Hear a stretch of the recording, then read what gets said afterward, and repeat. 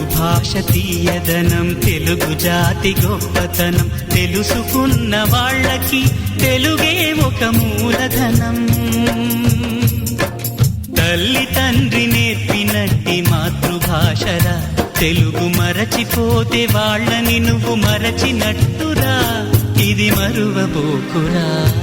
తెలుగు భాష తీయదనం, తెలుగు జాతి గొప్పతనం, తెలుసుకున్న వాళ్ళకి తెలుగే ఒక మూలధనం.